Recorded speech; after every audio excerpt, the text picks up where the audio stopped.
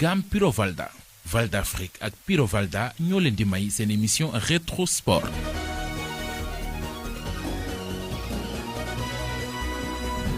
asalaamaaleykum sunu mbokk auditeurs yi ñu ngi leen di nuyu ci Sud FM seen rajo 98.5 ñëw ak yéen ci Rétro Sport tey bi nag nañ ci waxtaan bu baax a baax ndax dañu am invité de marque muy Malick Daaf entraîneur équipe nationale cadette bu Sénégal bi nga xam ni moo jël tournoi UFOA bi nga xam ne dañu ko doon def à Dakar te demoon ci Coupe d'Afrique des Nations bi ñu waroon jouer au Maroc te ñu annulé ko. muy loo xam ne metti na ko trop joytu na ko jàmbat na ko waane xam nga décision confédération africaine de football bu amee moom il faut nga plié wu ci. ñoo waxtaan ak moom nag ci équipe bi ak équipe yi nga xam ne jaar na fa ci mel ni Port fu la jëlee championnat bi Jaraaf tamit mu jël fa championnat. dernier match yi nga xam ne joué na ko fii ñuy fàttaliku ni Jaraaf ak Tëngéej la woon mu gagné ko 2-0 match boo xam ni kenn du ko fàtte. kooku nag mooy sunu invité man nag sama doom la sama xarit la ndax papaam Mohamed El Habib Daaf grand milieu de terrain de l'Union sportive de Gorée vainqueur de la Coupe du Sénégal en 65 vainqueur aussi du championnat en 64-65 doon milieu de terrain bu mag a mag maa ngi fàttaliku demi-finale bi mu joué à Thiès contre Foyer Casamance reprise de volée pied gauche 40 mètres presque dans la lucarne bal bi dafa casserole bi boobu ba tey su ma demee Thiès waa Thiès dañ ma koy fàttali mu doon nag milieu de terrain bu mag a mag Malick tamit football na mais il a tout abandonné le football peut-être pour des blessures mais nag mu def reconversion ci sport bi ba tey ci football bi nekk entraîneur boo xam ne ñëpp ràññee nañ ko ci rigueuram ci fullaam ak faydaam kooku nag mooy sunu invité tey kon Malick maa ngi lay nuyu. maa ngi lay fay maa ngi sant yàlla bu baax rafetlu ci invitation bi di wax ni yow sama papa nga yaa ma jur. leen di sant waaw yow yaa ma yar. leen di sant yow yaa ma ngénte. leen di sant voilà yow mun naa ne ci bëri si yow laa ko taataane. parce que Gorée la commencé muy kër gu mag. voilà ba yàlla def li muy def tey man dem ba nekk fi ma nekk nii. donc mënu ma fàtte démb naa démb ak léegi dafa mel ni tey suñu. donc di la ñaanal gudd fan ak wér rek yàlla bàyyi la fi si sa.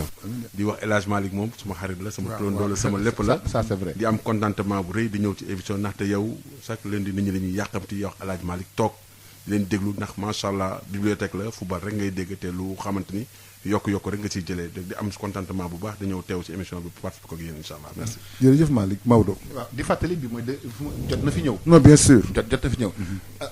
Malick yow yaa nekk coach U17 bi finalement la CAN a été annulée au Maroc mais il y a une forte actualité qui oblige équipe nationale bi gis nañ ne on a joué vendredi contre équipe Congo def match nul 0 but partout pour ça bëri coow trop xam nga entraîneur yi chaque fois ci jeu beeg 3-5-2 Pape Demba sax bokk na ci ñi nga xam ñoom ñoo ŋàññ système boobu noonu 3-3-5-2 d'abord yow en tant que résultat au Sénégal bi est-ce que c'est un résultat boo xam ne ànd na ak rang au Sénégal fi mu toll nii.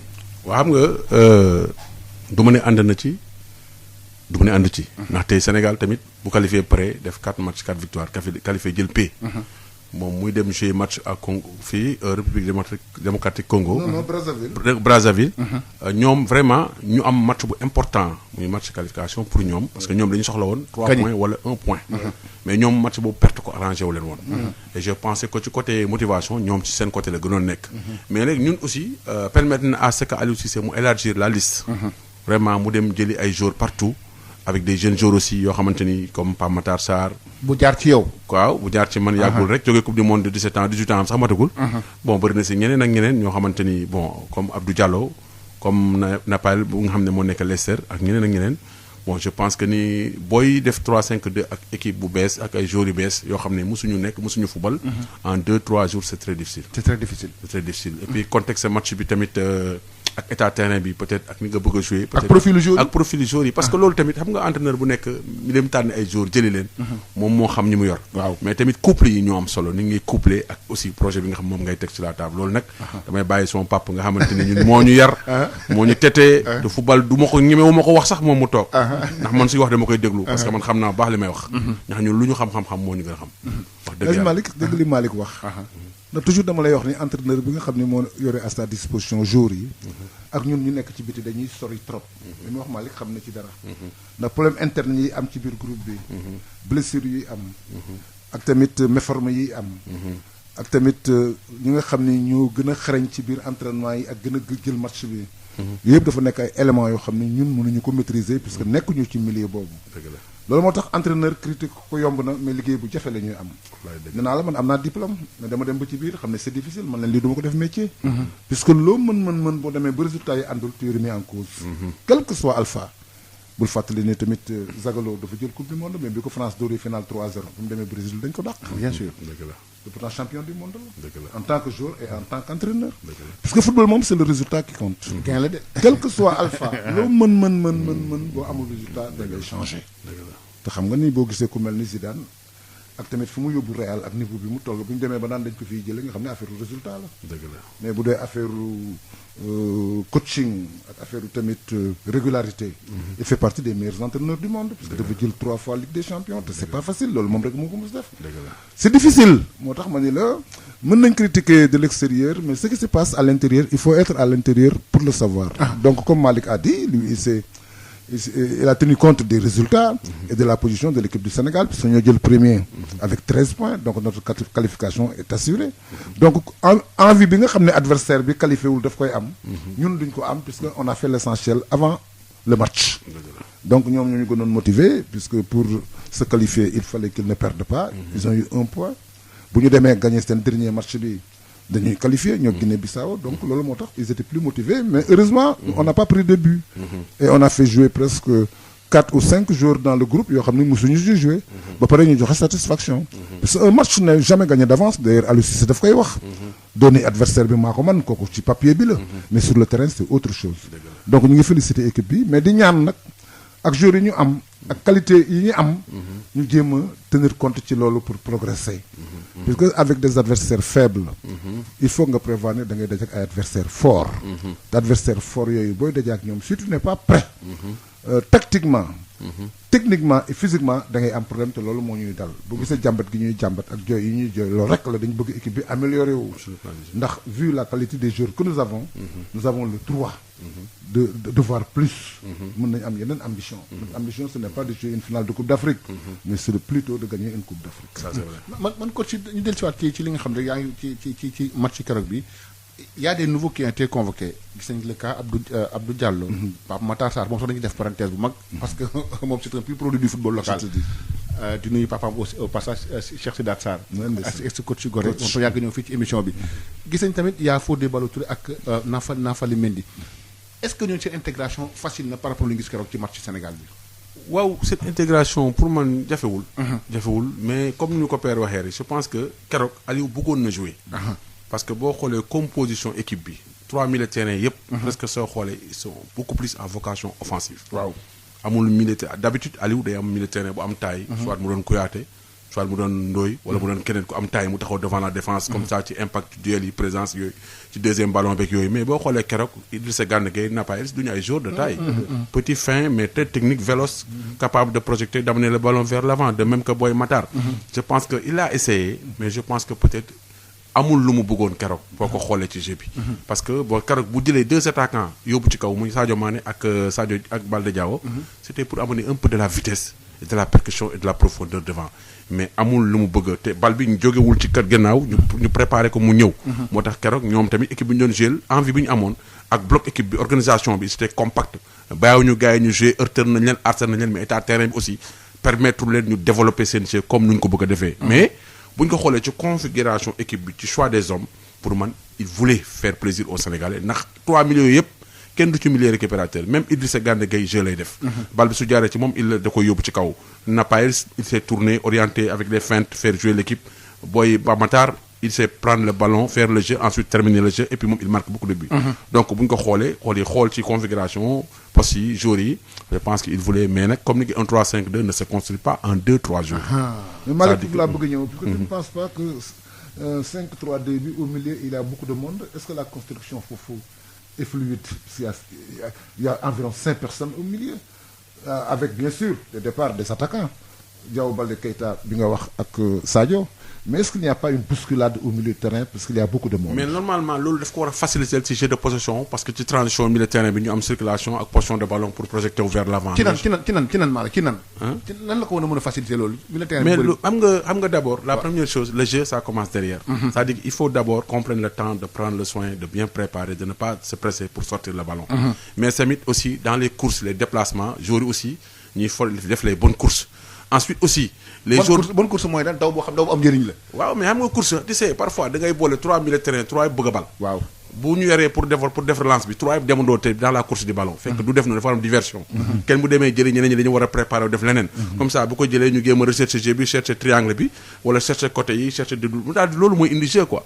mais je pense que père wax na ko ci wax mais nag xam nga loolu yëpp lu koy indi. waaw mooy patience persévérance parce que football aussi boo koy def waroo yàqamti. dëgg la te boo jëlee ay joueurs yu bari xam-xam yoo xam ne football la ñuy def boo leen yàqamti loolu rek du sotti pour man dañu war a def nànk ci temps bi ñu bàyyi ko ak loolu mu géem essayer loolu mais nag loolu tamit boo koy essayer da ngay jël sa responsabilité parce que loolu boo koy defal booy football da ngay xalaat ni war nga mën a jël but. parce que bu fekkee da ngay football doo ragal jël but parce que booy football ak des joueurs techniques da ngay xalaat ni équilibre défensif bi mun na bañ a nekk à 100% day nekk à 70% du tëju donc ci biir loolu nga jël bi mais loolu yëpp ay risque la moo tax entraîneur bu fekkee mu ngi géem dara il faut mu ñeme ko mu géem ko mais mu géem ko ak ay joueurs am. génnee ballon bi xam nga bu ñu defee 3-5-2 3 arrière 3 axiaux yi dañuy kenn benn axial ñaari yi ñuy ñëw ci côté yi. donc arrière latéral dañuy plonger ci kaw dañuy profond. waaw donc ñooñu ils sont comme des attaquants parfois comme des milieux parfois c'est-à-dire que bal bi fu mu leen fekk ak situation bal jeu bi fu mu leen fekk loolu la ñuy doon mais loolu yëpp aussi. ça dépend si joueurs yi koy jouer profil joueur yi. parce que profil joueur moo am solo gis nga système. nit du ko forcer joueurs yi ñoo koy def parce que boo amee joueurs yooyu ngay football loolu je pense que père wax na ko quoi loolu. mais est-ce que tamit loolu du ci am solo tamit wax nga ko léegi rôle bi ñuy jouer rôle ba boo ko jouer donc war nga nekk tey excentré boo xam ne war nga mën a mën lépp war nga mën a mën marqué war a mën a yóbbal ci kanam c'est-à-dire waroo nekk rek am benn tâche da nga war a xaw a nekk un joueur bu polyvalent boo xam ne bu ñu pertee mun nga indi sa apport. en possession tamit nga yore sa apport man foofu laay waxee. xam nga excentré boo joué 3-5-2 da nga war a am joueur bu complet. voilà joueur bu complet mooy joueur boo xamante ni zone bu mu nekk loolu la fa te da koy mun na ko jëriñoo. comprendre nga sama question bi kon. yow comprendre nga sama question bi bu baax foofu laa doon waxee foofu laa doon waxee donc il faut un joueur complémentaire pour mën ko def. donc profil bi da ci am solo mooy li Pape doon wax keroog rek Pape. donc profil bi da ci c'est aussi important dans ce dispositif. xam nga Malick football d'abord boo ko mënee ba pare. poste bu ñu la teg rek di nga ko mën a jouer. même gardien de but. mais y a des postes de prédilection. non bien sûr non c'est-à-dire am na poste boo xam ne moom nga gën a mën. waaw de prédilection waaw. c'est-à-dire mooy poste bi nga xam ne moo la gënal. mais parfois sax poste bi da lay gënal mais entraîneur bi ne la poste boobu am na bu ko gën ci yow. waaw loolu am yóbbu la fa expliquer la ba nga gëm. yaa ngi gis ay milieu terrain yoo xam ne dañuy mujj jouer ay centraux. nga gis ay centraux yoo xam ne dañuy jouer milieu. gis ay milieux yoo xam ne dañuy jouer attaquant. gis nga parfois. mais Lucas Vazquez du Real Madrid. bien sûr centré de converti à des latéral titulaire léegi. je te dis voilà gis nga Inter. Mourinho joué na fa. Eto'o arrêt latéral droit. à gauche même. joué na ko arrêt latéral gauche. parce que boobu système bi mu bëgg ak appel yi mu bëgg ak profondeur bi mu bëgg xam na ni bu jëlee appel quand même dafay indi dara. te gis nga dafa bay avant-centre du jeu mais joué loo ko avant-centre. amoon na avant-centre boo xam ne dafa daan dugal ay but. donc mooy li mu la ça dépend ci joueurs yi ndax joueur tamit da nga war a am ay qualité. avant ngay dem équipe nationale. war nga am technique boo xam ne bal bi nu mu ñëwee mën nga ko téye te du rëcc. sur 30-40 centimètres au plus. contact yi ngay def tamit am na ay bal yoo xam ne doo ko téye da ngay ñëw rek nga yokk. xam nga am appel yoo xam ne tamit boo koy def bal bi fi ñu la koy dugalal yow rek yaa fay ñëw dem yóbbu wala nga centré. donc yooyu dafa doon ay qualité yoo xam ne entraîneur bi moo koy seetlu ci joueur yi.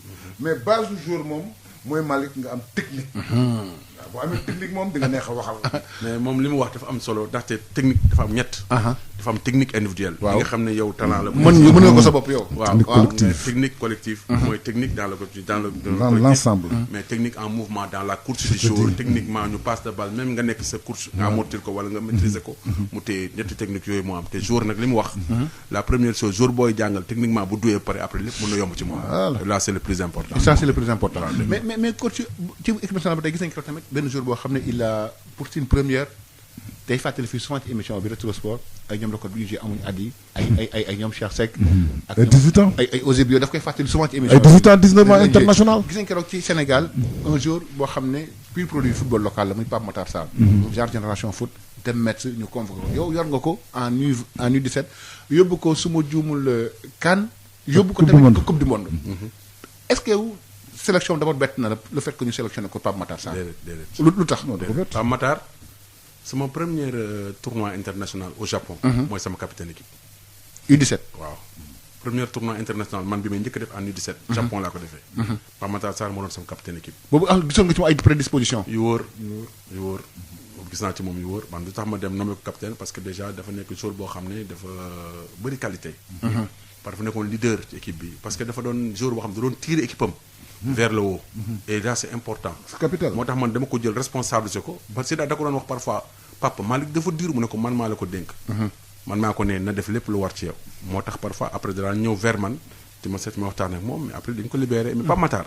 il sait faire le jeu et il s'est marqué dans tous les coups c'est-à-dire que c'est un joueur qui frappe des deux pieds. waaw balle arrêtée mun na ko dugal et puis il peut da lay bett ci dóor mun na dugal dans n'importe quel coup dans le match ba pare tactiquement am na lu mu jàng chef.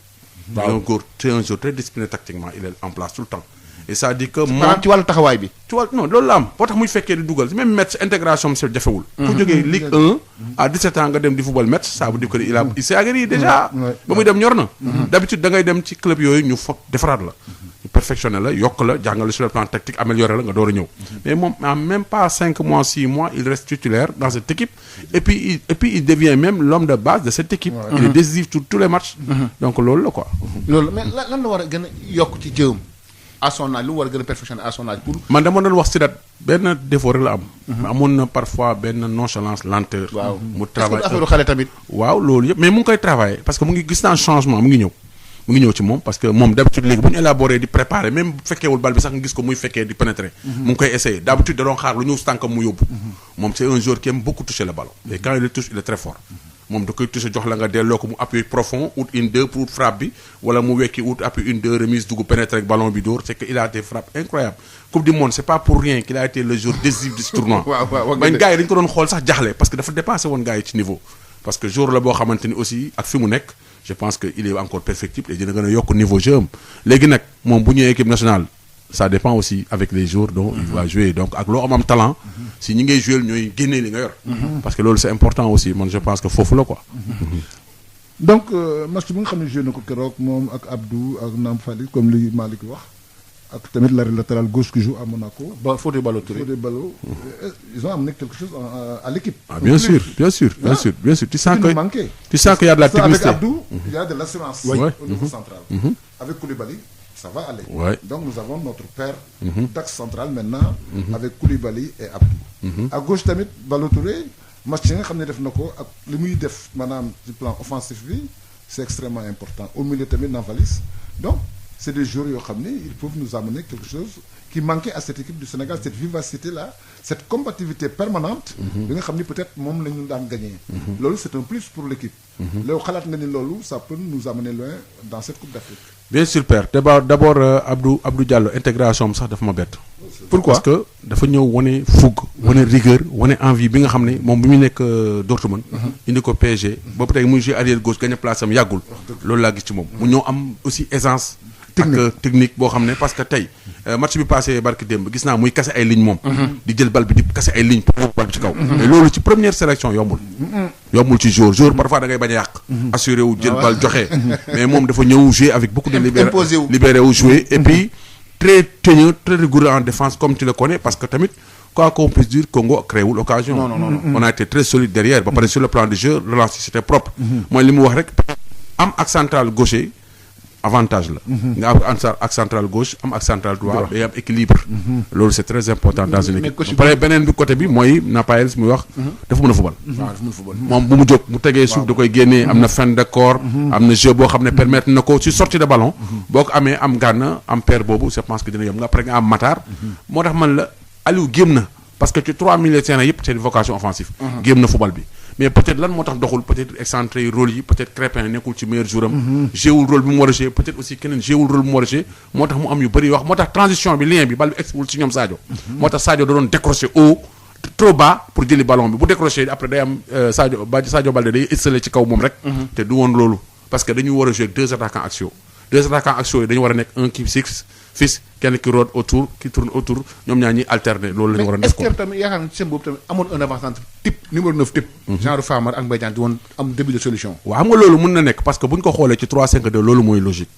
mais entraîneur bu nekk aussi am nga sa vision sa façon de faire moom mun na xalaat ni Sadio Mané avec sa vitesse ce qui joue à Liverpool bu ko indee ak qualité joueur yooyu bu teg kanamam il peut y avoir des bonnes passeurs mu génn en profondeur moom gisoon na ni Sadio Mané ak Diao Baldé ça peut faire un bon duo d'attaque mais ñoom ñaar ils ont joué dans un même profil moo tax aussi lu mu doon wut trop amu ko mais bu amoon attaquant pivot buy dévier wala buy téye di remise di permettre à ce que booy Pa Matar di am di fekk si di gagner doon na gën a am jeu ci kaw doon na gën a am yenn complicité ci kaw mais je pense que c'est un entraîneur quand même il a vu parce que tamit entraîneur su match jeexee te ngay xool vidéo yi nga xool ce qui te manque ce qui n'a pas marché xool li nga xam ne doxul et je pense que moom il va l'apporter il va apporter cette correction. est-ce que nga tey jii ay ñoom Pape Matar Sarr gagné nañ seen place équipe nationale wala c'est très tôt de dire gagné nañ seen place équipe nationale. ah Pape Matar day gagné ji quel que soit alpha day joué ji parce que Pape Matar il est préparé gis nga U17 yi ñu xale yi. ils sont préparés pour jouer dans l'équipe c'est-à-dire que tey Moussa Wagué. waaw bu ñu ko xoolee avant muy gaañ Moussa Wagué mais Moussa Wagué bu ñu xoolee coupe du monde U20 bi ñu dem en Nouvelle-Zélande.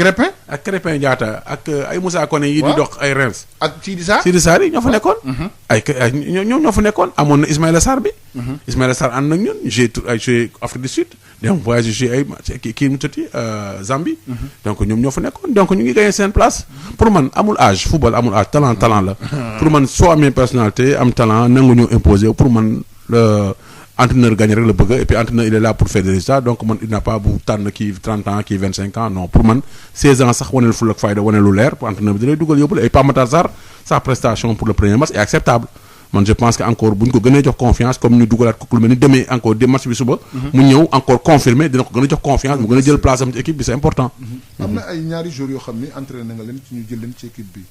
ñu nekk Jaraaf. muy Pape Seydou gardien de but. ak Madické Kane. ak El Hadj Madické Kane. convoqué nañ leen certes joué wuñu. mais est-ce que tu les vois dans l'équipe ces garçons là qui sont. xam nga Pape Seydou dafa fa nekkoon après ñëpp xam nañu nu mu demee. après mu jóge fa. mu ñëw dem Jaraaf nekk jël champion aussitôt mu dem Génération Foot. dem Génération Foot après mu def fa 1 an 2 ans mu dellusiwaat Jaraaf. mu ñëw nekk second ci gannaaw Cheikh Lo Ndoye un très bon gardien aussi. mu nekk ci gannaawam daaw rampé était le second. ren bi ñu reprendre ma gis aussi sawatem gis changement attitude am gis aussi comme ma gis ko ñu jël ko titulaire loo ko. mais il est en train de faire actuellement pour le moment. une excellente saison. parce que il a fait des arrêts décisifs des pénaltys qu'il a arrêté très décisifs. et puis def na ñaata match clean sheet yoo xamante ni il a joué avec nous dans cette équipe de Jaraaf wane ni il est à son meilleur niveau avec beaucoup de confiance sérénité. moo tax il mérite largement sa sélection dans cette équipe. maintenant nag c'est au coach. de choisir et de faire chose parce que y a la concurrence aussi. keneen ki Madické non Madické c'est logique. di sa prestation depuis les 3 années. waaw nekk na le joueur sénégalais le plus constant man depuis mu ñëwee Jaraaf. mun naa ne c'est le milieu de terrain défensif ba pare mooy sama meilleur buteur. loolu moo jaaxal ñëpp. loolu moo jaaxal ñëpp. ah oui mooy sama meilleur buteur chaque année mooy sama meilleur buteur moom ci sama meilleur buteur même daaw il a marqué 5 buts. ren il a marqué 4 buts ba moom ma fay jógee 4 buts la dugal. donc moom c'est ça. en tant que milieu. parce que moom day ñëw di fekk si. te penalty da koy dugal ba arrêté da koy dugal même bal arrêté coup franc da koy dugal penalty da koy dugal ba pare dans la phase préparation moom day jóge ci gannaaw day fekkee Madické loolu mooy chance am ba pare nag il est très bon dans la récupération. Il récupère sans faire de faute. am na ay tacle de récupération parce qu'il a des bagages techniques. voilà ba pare dafa am rallonge élégant ci kaw comme jour. mun na tacle mais du def faute moom buy tacle day natt bal bi da koy jël ba pare dafa am détente. bi ñu demee chez Canopiara au Nigéria fekk ñu def 3-1 fii Canopiara dugal ma 1 but fii ma dem Nigéria ñu am première période ma def benn organisation def bloc médian moom ak Tendeng ma demandé à ce que Tendeng mu tourner autour ma ne ko moom bu mu fa jógee. moom na taxaw comme ça moom mu créé benn équilibre entre sama milieu ak sama défense moom mu créé benn équilibre défensif gis nga ballon yi nigériens yi dañ leen tànc ci milieu ba nga xamante ne mënatuñu jouer ñuy obligé di balancer léegi man dama amoon moom Silla ak Sega. donc trois yooyu ñëpp dañoo am taille bal bu ñu balancer ñu gagné duel yi donc ñu dem ak ñoom ba deuxième mi-temps après c'était épuisé am nañu 4 wala 5 jàkkaarloo booy raté ko c'est pour dire que le Madické son rôle c'est un bon joueur c'est un joueur qui est tactiquement très fort et puis c'est un joueur aussi qui est capable de faire jouer et de faire marquer pour l'équipe parce que c'est un joueur moderne moom. coach yi ñu ci U17 lu tax ñu ñëw ci Jaraaf gis nañu U17 bi yow yaa quel tournoi IFOA bi amoon fii nii à Thiès est-ce que sélection U17 c'est facile est-ce que am nga temps supervisé ci centre formation ngay basé comment se fait la sélection des Ça a U17 été avec un regroupement Voilà. pendant Ouais. longtemps. nag comment ça se passe la sélection des U17 waaw xam nga U17 yi bii moom c'est un peu différent avec le Covid. xam nga bii amul sax championnat petite catégorie. amul. donc bii on est obligé d'aller vers les clubs. vers les centres de parler avec les entraîneurs les présidents ñu xoolal ñu seen chose ku ci ne dañ lay laaj nga tànnal ñu sa 4 meilleurs nga envoyé. ñu def nañu 4 présélection 4 présélection de 35 jours ñu tëj booy yi ay 2 semaines après ñu ko def benn Covid bi ñëw affaire yi commencé kii gars yi ñu arrêté 2 mois 3 mois après ñu circulaire CAF ñu wax ni coupe UFOA bi war nañ ko jouer nangam gars yi nekkoon nañu jëlaat équipe bi defar ko. ñu jël équipe bi après def ay présélection comme ni ma la ko waxee ni dem vers les présidents vers les entraîneurs ku ci nekk nga xool sa meilleur yi nga am nga jox ñu ñuy xool après nag boo ñëwee foofu test la bu ñu ñëwee test ku ñu fa téye nga xam ne yaa mérité ñu téye la fa ku ñu fa bàyyi dem nga bàyyi nañ après nag noonu lañu def mais terewul ba ñu demee ba jël groupe sax continuer nañu ñi nga xam ne jotuñu leen xool ñuy wut ay matchs amicaux def nañu plus de 22 matchs 22 matchs amicaux ak centre et club Je te dis, ils ont préparé le tournoi. 22 matchs man chaque semaine dañuy jouer damay jël benn centre alterné joué naag GF Dakar Sacré-Cœur ak Jambar joué naag yeneen centre yi nga xam ne ñoo nekk fii ay Galaxy joué naa centre yu bëri ñëpp laay joué comme ça dina ma permettre sax parfois ci centre yooyu ma gis ci benn wala ñaar ma invité ko def ko présélection invité ko mu ñu def 3 jours 4 jours ci man ma yor ko su ma gisee ni ça va il a le niveau il s'intègre facilement je le laisse su ma gisee ni peut-être des na encore il faut ma bàyyi mu dem après ma bàyyi ko xel xoolaat ko noonu laa doon dem di dem ba dernière minute maa ngi jël après noonu laa demee ba am sama équipe c'était pas évident mais quand même on a réussi à le faire. am na un certain Faye bu nekk génération foot su ma juumul booy bu doon Ibou Faye su ma Ibrahima attaquant mais ko gis nañu pratiquement il est extraordinaire. ci comme attaquant ci xelam na kooku tamit est-ce que yaakaar nga ne tamit il peut faire valoir des Sénégalais. bien sûr kooku même biir GF sax il peut faire beaucoup de bonnes choses parce que tamit c'est un gosse qui a pétri de qualité. tu sais un attaquant qui est omnibulé par le but qui est un attaquant qui est un tueur qui marque dans tous les coups c'est pas évident c'est pas facile. parce que d'habitude suñu attaquant yi dañuy tergiverser bu ñu amee occasion dañuy cafouiller mais moom il est lucide devant le but et puis il peut te marquer des buts dans tous les coups mun na balle arrêtée il se déplace bien il a la vitesse il joue des 2 pieds et puis il est très habile devant le but donc man je pense que il a un avenir radieux je pense que bu continuer góorgóorlu liggéey avec beaucoup d'humilité man je pense que le Sénégal pourra compter sur lui parce que c'est un excellent attaquant. mais Malick da nga wax sànq wax bu am solo c'est-à-dire yéen li ngeen di liggéey au niveau des U17 U20 donc loo xale yooyu yëpp c'est des possibilités en fait pour jouer en équipe nationale normalement. bien sûr même ceux qui sont là il faut les suivre parce que sinon c'est des générations perdues. dëgg la xalaat nga ni xale yooyu tamit war nañ leen boole ci groupe de performance su équipe nationale A bi pour ñuy mën di remplacer éventuellement ñi nga xam ne dañ fi nekk te mu am ci ñoo xam ne ay trentenaires la ñu. mais loolu Pape Matar Sarr mi ngi wane signaux yi parce que je pense que loolu rek tax na war a ñu am fit parce que Pape Matar Sarr bi ñu jëlee fii yàggul 5 mois ñu ngi doog fii di football dem coupe du monde ñëw mu ngi dem mettre du jeu titulaire koo xam ne jaarul fenn GF la jaar. waaw ñëpp xam nañu ñëw intégré dem coupe du monde ñëw mu ngi tey mettre titulaire donc war nañu mën a am xel bu ñu xoolee ci ay Moussa Wagué ay. Sidi Sarr Crépin ñoom ñëpp ci cadre junior yi lañ jógee donc man je pense que Moussa Ndiaye tournoi Japon bi ma lay wax Moussa Ndiaye moo joué libéro waaw Moussa Ndiaye tournoi boobu lañ ñëw après ñu def tournoi FOA bi ñu def test IRM ñu gis ni am na mais test bi téye na ko ci laa woo Youssou ñu yóbbu ko ci junior yi mu dem junior yi Moussa Ndiaye moo dem Barça moo signé Barça ak central gaucher mais très fort un très bon défenseur man je pense que père amul lu ñuy ragal parce que liggéey à la base bi les résultats sont là waaw waruñu tiit quoi parce que tamit je pense que li gën a mën a yomb si ñun mooy la base li ñuy def mu am continuité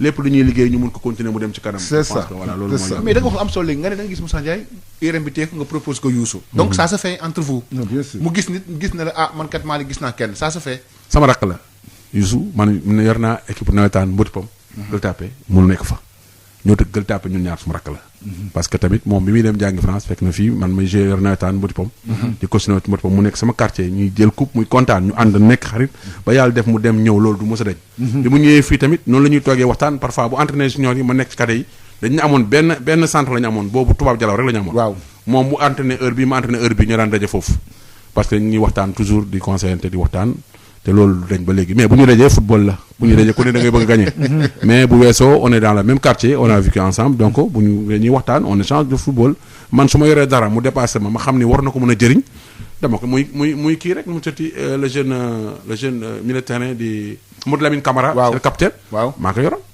Mamadou Lamine Camara il était avec moi moom tournoi Japon bi il a joué bi ñu jëlee tournoi Japon bi c'est le même problème avec l'âge l'IRM ma jox ko mu dem foofu ci Youssou Dabo ay Samba Diallo c'est des cadets. waaw yoo xam ne ñooñu ñëpp c'est cadets. ay Birame Diaw c'est des cadets.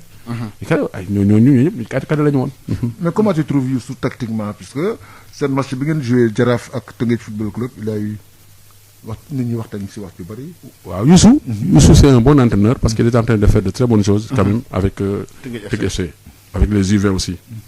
waaw parce que quoi qu'on puisse dire Teungueth FC am na fu ma ko jëlee. waaw am na fu ma ko yóbbu. bien sûr. waaw mais comme ni ñu koy wax rek ñun tamit ci football am na fu ñu toll woon. te am na fu ñu yegg. waaw tamit comme li ñuy wax rek bu ñu dajee suñu match déjà day doon match koñ. match Gueule Tapée. ay dëkkandoo ba pare mu doon match ñaari coach ñu ne kay tàmm di wax ni entraîneur U20 entraîneur U17. waaw yàlla nag mu may dimbali match yu bari yi nga xamante ni yàlla ak ñuy boole yàlla ak ma ci defal sutura. waaw yàlla ak may defal sutura quoi mais soo match ak moom du yomb parce que ñaari tacticien bu ñu dajee day métti. te man xam naa ni c'est un vrai tacticien parce que tamit ku xool équipe boobu muy joué. nga xam ne mu ngi liggéey. voilà loolu am na solo.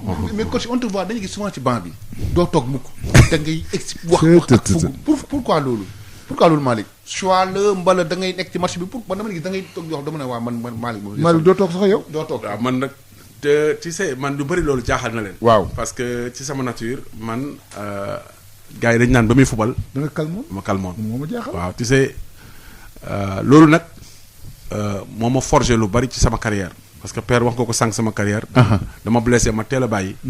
ma def reconversion football. mu doon joueur ma wadd. voilà ma doon joueur. wallaay très tôt la ko équipe nationale. ba mu defee région de Dakar région tournoi interrégional yi fii Sénégal man la jël nommé meilleur joueur. ma waat ay ndeysaan après mu jël. moom wax Malick ni ma tu ko ne Malick Daaf man doomu Daaf man na ko mais Malick ma maa ko ngénte mu ne ma mais c'est l'un des meilleurs joueurs du Cap-Vert. avant mu koy jël équipe nationale. dëgg la gis nga père lu muy wax nii ba ma demee après dama teel a voyagé man à 18 ans j'ai signé un contrat pro en Belgique à Celt avec Makou Niass. waaw Makou Niass waaw fekk naa ko fa. Makou Niass fekk naa ko Belgique à Celt waaw. fekk naa ko ma Anvers fekk ci club bi Anvers voilà. fekk ko naa ci ko club Anvers ma signé. fekk naa ko fa donc man ma def 2 ans 3 ans j'ai eu la pubalgie. opéré ma après ma donc 1 an chez ma j'ai résilié mon contrat pour revenir au Sénégal parce que Tidiane Kane. bu port moo ñëw Anvers seet si ay mbokkam. ñëw jaar sama club. fekk ma temps yii ma nekk ci rééducation mu fekk ma convaincre ma. ba ma bàyyi li ma bàyyi woon yëpp dellu si waat mu embauché ma jox ma embauché ma dellu Sénégal. noonu la mel de Tidiane un grand moo tax ma ñëwaat def 1 an 2 ans ak moom. après ci laa dem Maroc Sidi Khassem. ma nax Papis Konaté. waaw bi nekkoon na Le Havre. waaw nekkoon si Papis. militaire ñu yéegal d'ailleurs Sidi Khassem jëlee ko D2 yóbbu ko D1. après ma jógee fa dem Ansar Al Nassr club. Arabie Saoudite. def fa 2 ans. après ma dem Al-Khad Liban def 1 an ci laa bàyyi nag ñëw astafurlah ñëw final coupe du Sénégal contre Saloum. waaw ñu gagné Saloum 4-0 ak Karim Seka. après final ba la arrêté.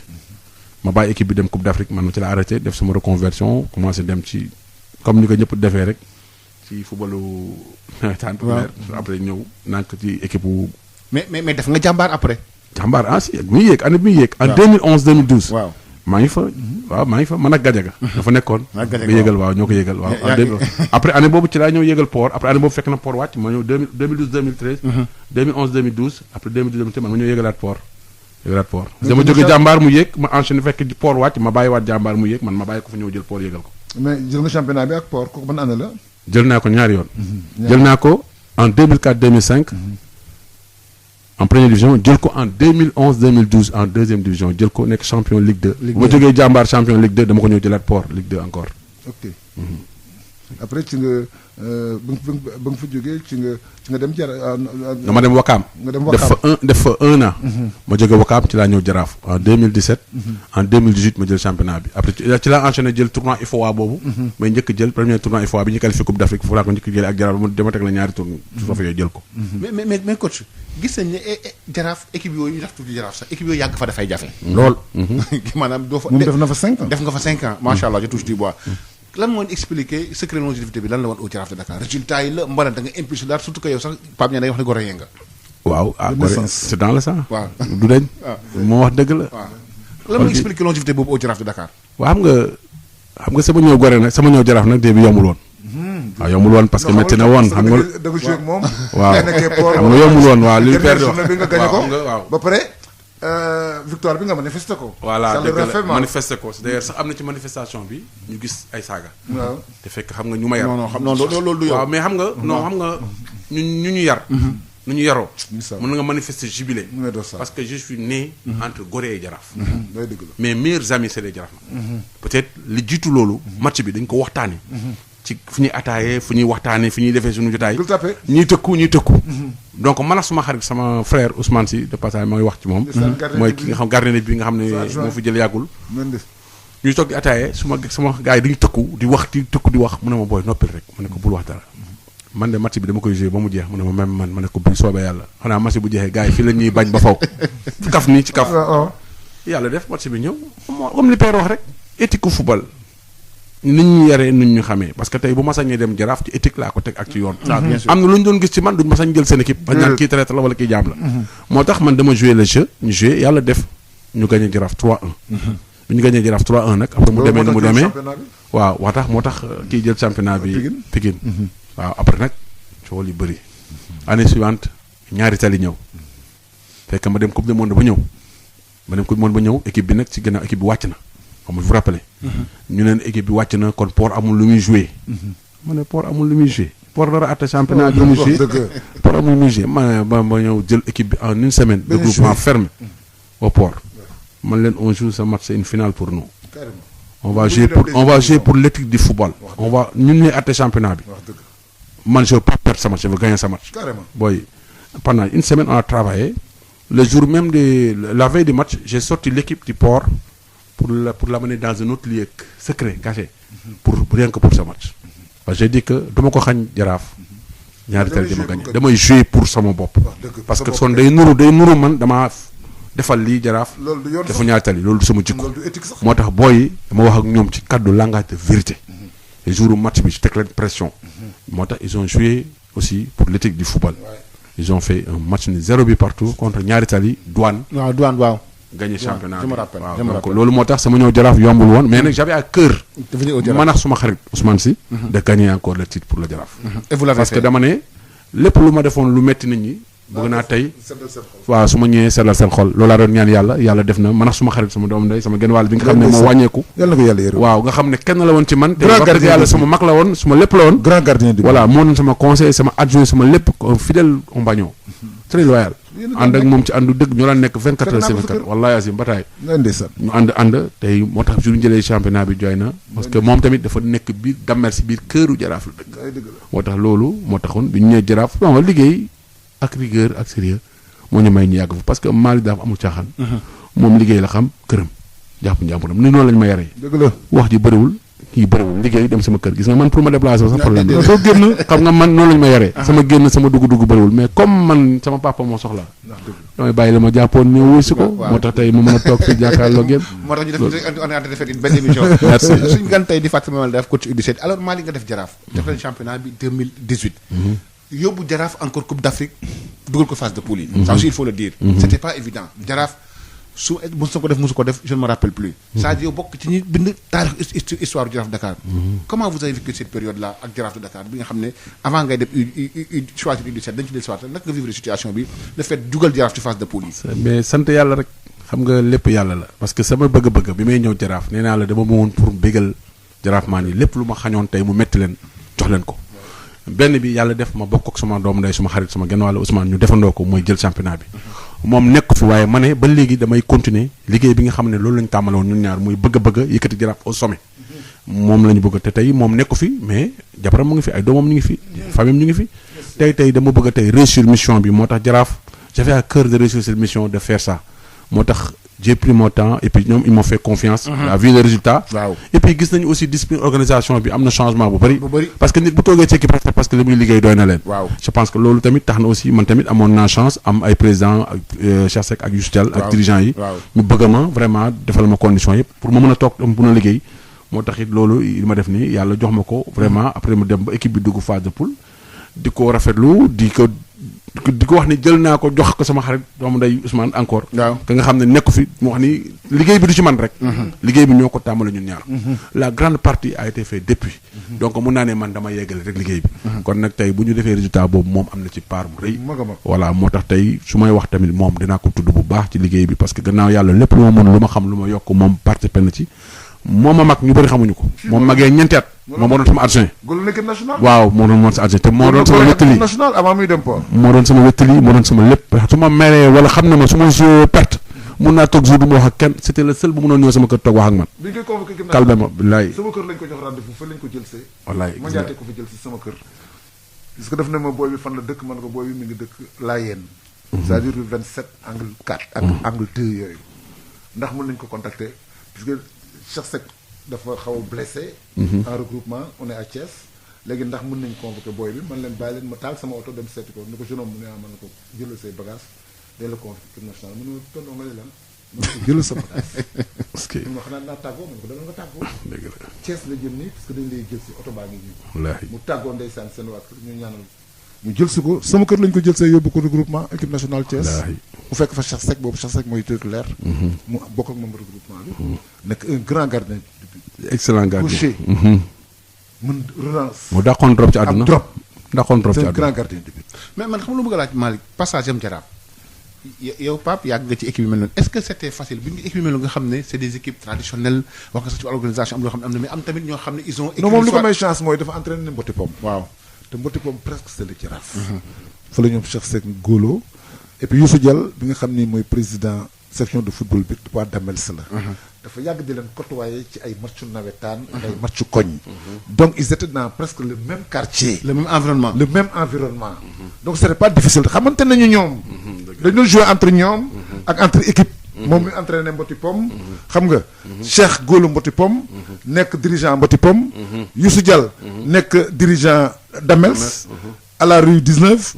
donc ils se connaissent. intégration bi du jafe. mais man fu mu bëggoon del si moom mooy xam nga équipe yooyu maanaam dafa am ñoo xam ne ils ont écrit l'histoire de ce club. pêle-mêle. Amadou Diop Boy Bandi ñu baal ma ci kàddu gi. ñoom Pape Siré Dia. Léopold Diop. maanaam ñoo wax ay anciens joueurs yoo xam ne ñoom ñëpp ils ont fait quelque chose pour le Jaraaf de Dakar. tant de reconversion sottul ñooñu comment ça a été seen collaboration ak yow. quelles sont lan la ñuy indil ñooñu. waaw mais xam nga Siré Dia moom. waaw moom ci banc bi moom maa ko bàyyiloo. yaa ko bàyyiloo. waaw moom déjà moom dama waxtaan ak moom. dama waxtaan ak moom ci moom xam na ma dama dëggu dama waxtaan ak moom ci dëgg. il a joué presque jusqu'à 36 ans. waaw ma ne ko Siré mu ne ma waaw ma ne ko il est temps nga bàyyi nga ñëw jege ma def sa reconversion liggéey ak man comme ça nga jàngaale nga def sa diplôme yëpp. parce que ëllëg aussi ñun ñëpp dañuy dem. mais tôt ou tard équipe bi sa loxo lay mujj. après mu ne ma moom dafa bëgg a jouer ma ne ko non à un moment il faut arrêter. 36 ans jeune bu 36 ans. ñu pendant toute une journée sama kër. ñu def débat ay 5 heures de temps mujj bi mu d'accord foofu la d'accord ma woo président ak Youssou Diall wax leen ko. après mu reculé wu ñëw nekk ak man ci staff bi. Amadou Diop Boy Bandi aussi bi may ñëw je l'ai appelé wax ak moom parce que moom ci kii international dañuy faral di jouer ay match waaw expliqué ko moom tamit la même chose moom nekkoon na fa comme bon moom mooy observer superviser le match yi. match bu amee mooy dem di superviser le match yi moom mooy indi jox ma renseignement quoi. waaw moom tamit amoon na rôle bu important mais man sama wax bëriwul man liggéey laay def dem ñibbi jàmmante ñëpp bokk ci équipe bi ndax Jaraaf man moom moo ko dañ ma dénk mais am na rôle bu ma moom. waaw mais nag ku ci nekk am na foo yam. mais rôle boobu comment l'exercer xam nga fu may waxee moom mooy. Malick am na ñoo xam ne yow li nga ko bëgg a wax mooy. ni mu fexe ba mën a jël responsabilité am. ci groupe bi nga xam ne dafa fekk ay anciens internationaux. ñoo xam ne ils ont ñoo xam ne ils ont joué au Jaraaf. yow nga ñëw fekk si leen ba pare mën a nekk ak ñoom. loolu waaw parce que dafa yàgg xam nga ñun xam nga tey Amadou Diop Boy Bandi Siré dañuy yàgg joué ay match tournoi international yàgg nekk ensemble Amadou Diop ci estimé naa ko bu mu nekkee Caire nekk ancien joueur international joué sama mag la dañee ci mbedd fu ne dañuy taxaw waxtaan Siré su ma rakk la moom dafa daan téyel sama bagage parce que man nekk naa joueur pro yu njëkk ci Médina Siré da daan ñëw sama kër di ma ataayal di toog di waxtaan ak man ñëw sama kër boobu Siré doonagul lu mu ay plastique tig la doon sol ba yàlla def mu dem bay football donc kooku su ma ko nee bàyyil ñëw day ñëw donc man tey gagné naa loolu mbay menga Diop kooku nag moom moo ma gën a jox fit moo ma gën a jox lu bari parce que Mbaye Menga moo ma yar man bi ma nekkee Gueule Tapée nekk joueur professionnel gannaaw yàlla Mengaas participé na ci lu bari sama carrière ba ma nekkee port nekk entraîneur ba may ñëw ma njëkk nekk entraîneur sama li ma daan def dama ko daan woo wokk mu di ma conseil di ma jàppale ba ma ñëwee Jaraaf dafa bàyyi lu mu jàppoon gën ma jàppale chaque jour mu ngi sama kër parfois bu ñu fa entraînement kër ga la ñuy dem toog añ naan ataaye mu dem parfois bu ñuy entraînement le matin teel dem 8h 10h bu ñu paree kër ga la ñuy dem ndékki naan ataaye mu añ après mu dem man sama mag la sama conseiller la sama xarit la man nag chance boobu laa am commissaire muy sam papa muy sam papa donc chance boobu entourage boobu ñu fa nekk ñëpp sama ay nit la Youssou ak Cheikh Seck seen relation lan la woon waaw non Youssou am nga man Cheikh moom indi Jaraaf Cheikh Seck waaw. waaw Cheikh moom je le connais depuis parce que moom dafa joué ak sama grand frère Mamadou Saradaf. waaw man suma famille ñëpp nag ay footballeur lañu. père lu mu wax bien sûr. si nga xam ne mooy suñu taawu kër moo xam ne moo jiitu suñu kër. après son papa kooku footballeur la woon joué na Gorée joué na junior ba senior mais après jàng dafa jàng après mu dem université de formation moom noonu la bàyyee. moom xaritu Cheikh la woon man Cheikh xam naa ko ñoo dëkk ci même quartier bi père lu mu la wax. ñuy yarandoo ñoom ñu doon football ñun ñuy toog di leen teyel bal di seetaan. temps yi mu amoon ay tournois yu ñu doon joué foofu Gueule Tapée ñu xamante bu baax. donc ma dem ba am fu ma toll nekk entraîneur ñu xamante ba bu may yor Wakaam mu gis ma tamit may entraîné équipe Wakaam. mu gis ma entraîné Port gis rigueur bi discipline bi ak loolu moom mu xam ne kenn gënu ko équipe kenn gënu ko ay joueurs moom lu ko manqué muy am entraîneur bu am rigueur am poigne mun ko téyel équipe. moo tax bu may woo di ma ñëw man je pense que loolu la ma gënee woo wax ma jox ma équipe bi. Youssou Diall moo doon président Ousmane Sy. waaw Damels. te Youssou Diall aussi on a une très bonne relation. avant may ñëw parce que tamit sama xarit mooy doon Damels te man parfois su ma nekkaan mbët pom mu entraîné par dama naan dem Damels dafa dañu ñëpp donc c'est une famille. donc Youssou Diall aussi c'est vraiment c'est un ami un frère. moo tax man sama liggéey ak ñoom jafewul. waaw dama am samay frère ñu jiite ma nekk sumay kilifa vraiment jël ma def ma rek jàppale ma. vraiment mettre les moyens bàyyi ma liggéey kenn sonnalu ma nag. loolu moo ma gën a mettre à l'aise man tam ma mun a intégrer ñëpp vraiment si man moo tax ma mun a liggéey am li ma am ni tey quoi jaraaf. man li ma la bëggoon a sax Malick xam naa dañ ànd ak sax Pape Moussa Kouyaté parce que tamit dañ def break bu ndaw.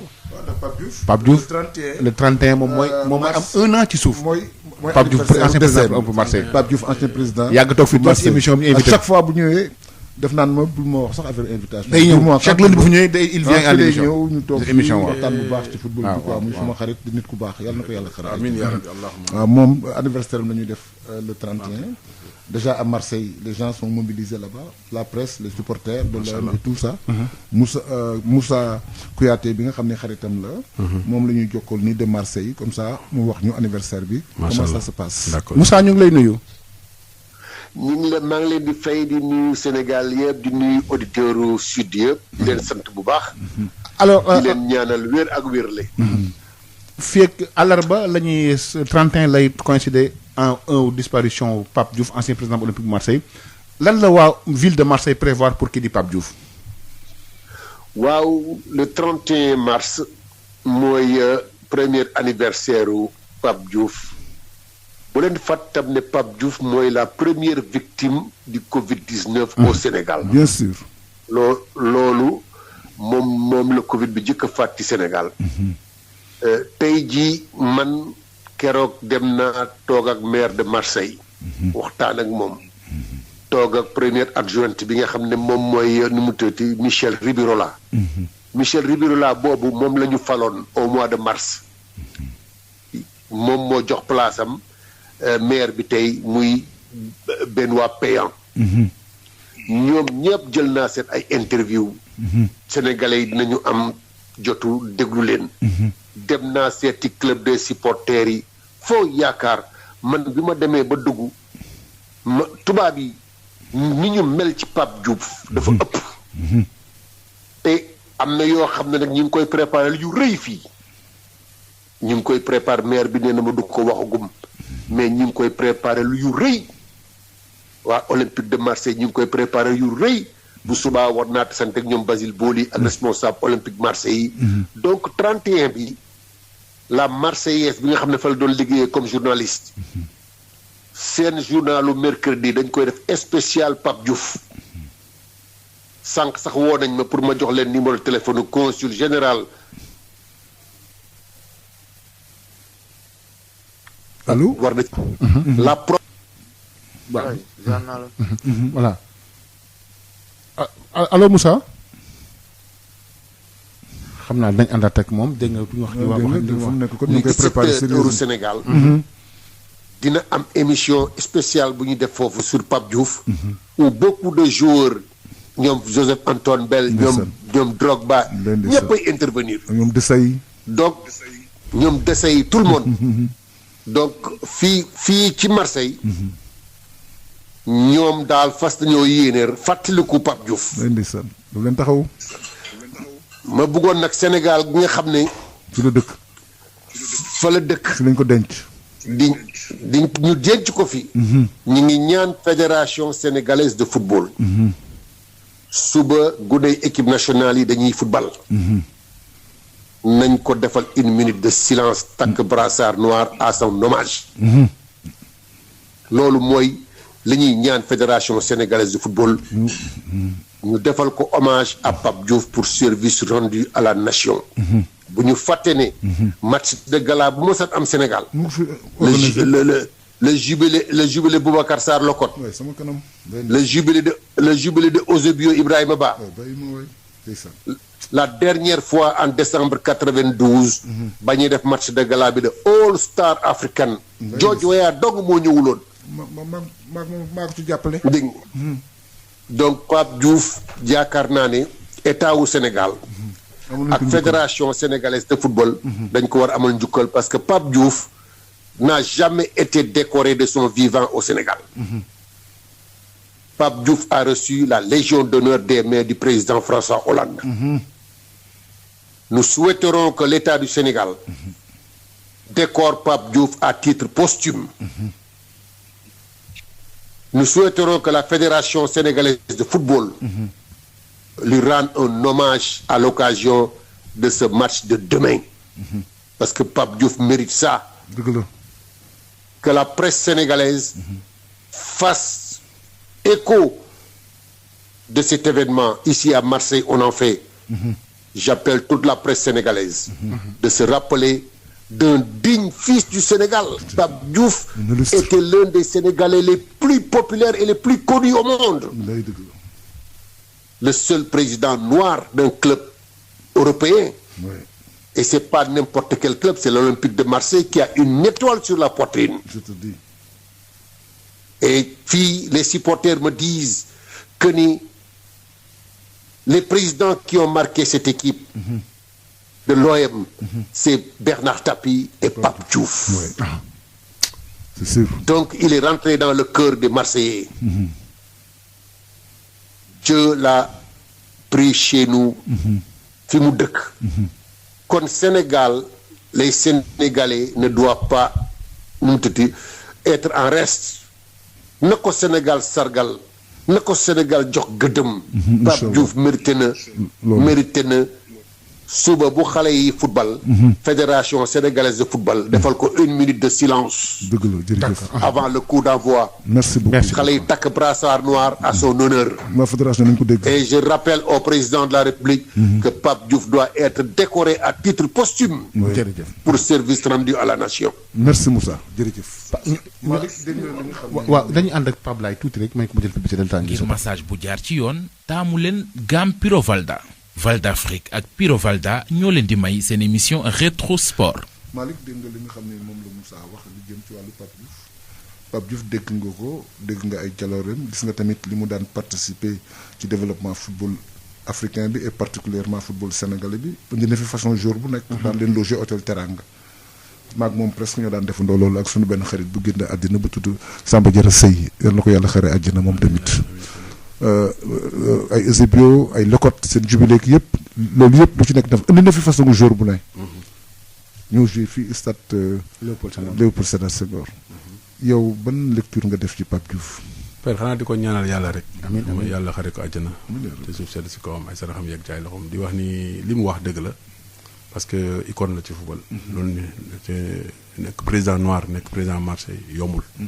waaw noir bu dem nekk kilifa ci yombul quoi parce que il a participé pour le football Sénégal ak le football africain. te wax dëgg yàlla dañ ko war a sargal lu moom c'est vrai bu ñu ko defalulee ba muy dunda au moins bu demee war nañ ko mun defal loolu. te wax dëgg yàlla li mu wax moom kenn du ci dindi dara dañ koy nangu. et je pense que li muy wax nit ñi ngi koy déglu baax. te xam naa ni incha allah taala ay nit la ñu nekkal ils sont conscients xam nañu loolu war nañ ko def. incha allah jërëjëf incha allah jërëjëf. di fàttali suñu gan tey moom mooy. coach Malick Daaf man coach si ma bëgg a dellusiwaat ñu ngi woon ci Jaraaf de Dakar. gis nañ ne ren jii Sénégal am na 2 équipes yoo xam ne dugg nañ ci terrain de football. muy Tëngéej ak Jaraaf de Dakar dama def interview ak Mayacine Mar bi Jaraaf Tëngéej qualifié il dit que au-delà de l'organisation technique organisation am management am yëpp y a également la touche des entraîneurs muy yow ak Youssouf Dabo c'est-à-dire yéen am indi ngeen seen contribution bu am solo par rapport ak li am Jaraaf ak li am Tëngéej FC il dit je cite parce que yéen expérience bi nga xam ne galaan ngeen yow surtout yow bu nga galaanee ak voyage li nga def équipe nationale différentes équipe nationale yi nga yore ànd nga ak Koto yor U20 yi yor kii tuwaafakala macha allah sa jaar-jaar équipe nationale ban rapport la indi ban impact la indi sa résultat yi au Jaraaf de Dakar. waaw El Hadj Malick dëgg la man xam nga d'abord sax gars yu bëri dañuy fàtte parce que man 2005 bi ma jëlee champion dem naa ba 3e tour. waaw voilà. dem naa ba 3e tour. waaw man 2005. je me rappelle. dama dóor AS Douane bu Togo premier tour gagné USMA Alger 2e tour dem 3e tour contre ASEC éliminé ma dem tour de cadrage. après ci la ñu def forfait boobu vous vous rappelez ñu war a jouer Primoro d'Agosto de Angola. ñu def forfait boobu bu jiwul sotti après ñu arrêté ko. kon daanaka am naa expérience foofu ma njëkk sama première expérience foofu la. après nag yàlla def na ma ànd ak Koto en 2013 def ay tournois international comme ni nga ko waxee. dem tournoi UFOA Ghana dem coupe du monde dem coupe d'Afrique U20 donc damay emmagasiné lu bari. nekk ci aussi un grand entraîneur mu nekk sama maître. jël ma teg ma ci wetam jiital ma jox ma. nee ma jógal defal waxal dama nangam. tey mun naa ne moom da daan bàyyi sax lu bari man ma def ko. kan noonu. moom Koto Joseph Koto. ñu moom suma xarit la suma mag la. te wax dëgg yàlla daf ma jël jiital ma responsabilisé vraiment. ku ñàkk iñaan nag. ku baax. vraiment ma koy sargal di ko remercier bu baax te nit nag bu la defee lu baax da nga koy wax. lay dëgg la surtout voilà moom dafa baax. dafa baax généreux dans l'effort. waaw loolu mooy Koto mun naa ne. loolu mooy force am sax. même bu muy joué noonu la meloon. waaw loolu chance la ci man. bu ma jógee foofu. mu ñëw ci U17 yi. dem tamit di itam sur le plan international da ngay ànd ci lu bari. parce que loolu chance la ci li nga xam ne moom laa vivre. moo tax bi ma ñëwee Jaraaf j'avais à cœur de réussir cette année cette mission. te comme ni ma waxoon rek parce que chance bi ñu njëkk a am mooy tamit on gardait le même effectif. bi nga xam ne daanul am souvent da nga daan gagner titre champion. comme sama premier trophée au Jaraaf. Daouda Gueye Diémé qui était un joueur exceptionnel un joueur dimensionnel dans cette équipe nekkoon le capitaine de l'équipe. mu dem. On perdait notre meilleur défenseur, Silla, Mamadou Silla. On perdait notre meilleur attaquant, Karim Samp. Comment tu peux vouloir rivaliser avec les meilleurs en Afrique et perdre tes meilleurs? Mais cette fois-ci, avec le Covid, c'est une coïncidence. Donc, l'équipe est restée intacte. Après, on a renforcé avec d'autres. Mais on a fait aussi un bon travail foncier de 45 jours. Fallait à Lacrose. Donc, l'eau nous permet de nous asseoir quelque chose. Et puis, parce que quand on 9 mois compétiro, parce que beaucoup de gens avaient peur. Mais je pense qu'on a trouvé des raccourcis, entraîné ou un match amical, préparé l'équipe B. Notre premier match contre Nutriti, Canopiar, l'eau nous si on y croit, on peut y arriver. Tu as gagné fille. Nous avons gagné 3-1. Il a gagné 3-1. 0-0 foofu. On a voyagé la veille. Si. Le jour du match, on est en train. Jusqu'à 10h, on est arrivé pour jouer le match à 15h. Mais am na match boo xam ne fii da ngeen perte par. contre Ivoirien yi la. contre qui la San Pedro. Ivoirien yi la. contre San Pedro la ñu perte fii dem fekk gagné ko 2-1. C'était le deuxième match. Ok bien 2-1 quoi gagné 2-1 San Pedro. mais est-ce que le choix a été facile entre le Jaraaf et l'équipe nationale U17. Lan moo déterminant. Ça man j'avais déjà à cœur. de réussir 2 missions. C'est d'abord de qualifier le Jaraaf dans les phases de poule et de réussir à qualifier les U17. En Coupe d'Afrique. Ensuite, faire mon choix. loolu laa bëggoon. loolu nga bëggoon. waaw donc yow li nga doon di xam li nga doon leeroon na sa bopp yow. man sama bëgg-bëgg loolu may ñaan yàlla parce que man du may def dara aussi man lépp lu may damay bëgg am ndam. man ngëm-ngëm boobu laay am moo tax fu ma nekk damay liggéey pour loolu. après nag lépp ci yàlla lay jóge. mais ngëm-ngëm boobu loolu laay def fas boobu laay def. mais léegi est-ce que yow da nga bëggoon entraîner U20 yi ba pare U17 yi ba pare di entraîner Jaraaf en même temps. waaw mais loolu. c'est difficile. difficile na. puisque déjà mu ngi tombé ak tournoi bi Jaraaf. waaw loolu moo indi nag platinum bi demuloo. loolu moo indi. waaw mooy loolu moo indi li mu indi nii. waaw parce que loolu moo indi coow li. moo indi coow li parce que tey. dafa kon am na décalage bu am na décalage. du demee noonu parce que boo yoree équipe ñaari équipe muy yor sélection ak club muy dox. parce que du léegi de. waaw. yàgg na en 2018. waaw jël naa championnat Jaraaf gagné tournoi IFOA ñaar yëpp. ànd nañu. ñëw naa qualifié naa Coupe d'Afrique jël naa tournoi IFOA. Jaraaf kan dugg na cadrage donc am mën na nekk. mais léegi. coïncidence bi moo indi wax ji. xam nga tamit Jaraaf mënuñu nangu. fu ñu toll équipe bi war a dem. phase de poule am match bu important. nga bàyyi seen équipe. mais boobu yaa ngi cadet yi. cadet yi xam nga tënk loolu. yaa ngi cadet yi c'était un peu incroyable waaw maa ngi cadet yi boobu maa ngi préparé final. wax dëgg. maa ngi préparé final ku fois te man final bi. dama ko bëgg gagner parce que man dama bëgg trophée. damaa ne dama final yi qualifié nañu mais dama bëgg coupe bi. wax dëgg man loolu moo doon sama bëgg. parce que liggéey bi balaa muy rafet rek nga mëbale ko. dëgg la man moo tax man dama ne woon j'avais à cœur de gagner ce trophée. léegi nag mu demee nii après nag quand les gens m'ont appelé waxtaan ak man aussi je dis que. day metti parce que déjà lii ma téye nii te léegi fee tamit te man nekkuma fa c'est vrai que samay adjoint ñoo fa nekk ndax équipe bi maa ko préparé bien sûr ba muy dem dama ko préparé jox ko gars yi mu dem mais Moussa Diatta ak Siré Dia. ak Siré Dia ñu yóbbu équipe bi donc loolu ba mu demee après comme dew ma et puis ñenn ñi mënuñu ko woon nangu quoi parce que tamit dañuy wax dëgg parce que équipe bi toll foofu nga xam ne mu ngi ci buntu phase de poule nga xam ne Jaraaf loolu lay rêvé depuis des années entraîneur principal entraîneur titulaire bi demul donc loolu neexul waaw moo tax nag à un moment donné avec beaucoup d'humilité c'est calme waxtaan ak président Cheikh Seck en ami en frère man ma retiré wu calmement je dis que léegi comme ni la demee yàlla def na jàmm damay pousse rek bàyyi keneen mu ñëw man comme ça le travail va continuer man aussi je continue avec l'équipe nationale du Sénégal et puis il l'a accepté dignement ñaanal ma non c'est un grand monsieur. ñaanal ma vraiment ñaanal ma ne ma vraiment noonu la mel. aw ma dara lu mu ci wax c'est un grand di la monsieur. ñaanal yàlla loolu moo tax il est responsable fédéral. waaw moo tax vraiment moo tax man ma sant yàlla parce que amul dara lu si ñaaw lépp rafet dafa gëm yàlla. waaw lépp rafet ñaanal na ma wax ak man Bien te moom sûr. ñëw na demi-finale bi contre Guinée-Bissau Waaw. Cheikh Seck ñëw na stade San Match bi Lat Dior. ñëw na Lat Dior San Match ba mu jeex lan di seen. après ci dama ne après naa demee naa la woo ñu waxtaan après mu dem ñu waxtaan ma ak moom ñu waxtaanee mu ne moom gis yaa ngi def résultat c'est booy mun nañu football Waaw. exactement ñu waxtaan ci mu ne qu'est-ce que tu vas faire mon ami ñu waxtaan on a discuté longuement après Bien sûr. entre hommes. Il fallait prendre une décision. waaw après il faut prendre une décision rek Ouais. voilà après noonu la demee bon moo ko am te il a compris il a accepté non bien sûr. après noonu la demee bon léegi ñu ngi déggante nag Bien waaw sûr. yàlla def keroog bi ñu jógee Maroc ñu annulé coupe CAN d'Afrique bi ñoo bokk avion Aha. ñibbi si waat Dakar gis nga de. après noonu la ñu àndee di waxtaan c'est comme ça quoi vraiment dara lu dul lu rafet bien sûr toujours les bonnes relations. les bonnes relations mais gis nañ tamit ne yow depuis que yaa ngi équipe nationale titulaire U17 bi yaa ngi ak Malick Diop. sa relation ak coach Malick lan la. sama rakk la rakam la. sama rakk la Malick père Yatma moo ñu yar suñu papa la te Malick te Yatma.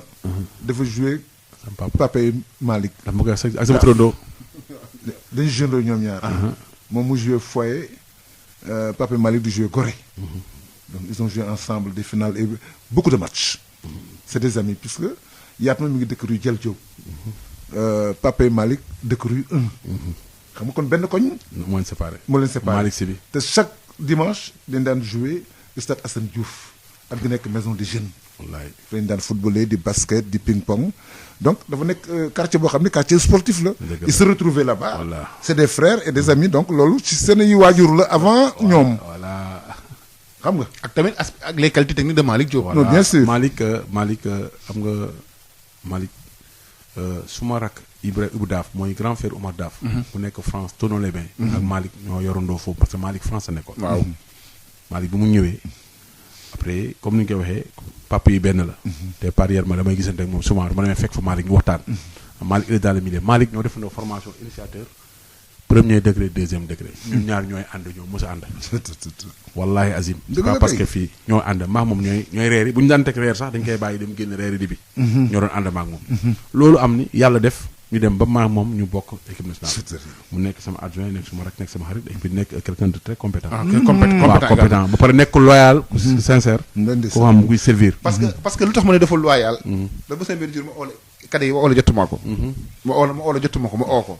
comme diggante Diop ak Ndiaye mu ne ma Thomas tey moom da nga may jéggi rek mais il faut nga jëm au Malick parce que ma ne ko non parce que mu sama journal bi mu ne ma non non xam naa nga xam mais il faut nga au coach Malick. lan ndeysaan. su ma ko jotee naa expliquer ma ne wax li ma bëgg mais après mu envoyé ma vocal bi pour te dire.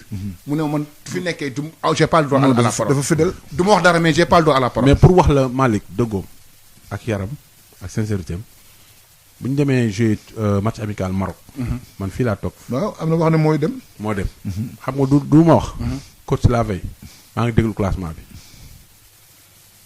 ma ne ko waa d'accord après naa la woo ci kanam ma woo ko wax ko match bi su jeexee barki salaatul fatiha bu weekee kër hôtel ba daf may rendre compte ne ma match bi déroulement bi nii ak nii la demee ñu waxtaan ma ak moom c'est pour wan la suñu ànd ñun ñaar Dafa ñu yàgg. dëgëree dafa yàgg dafa sincère dafa yàgg. te Malick ànd ak moom neex na parce que du def dara loo xam ne wax ko te naa la benn affaire nit la boo xam ne am na compétence am na non il xam-xam est très bon.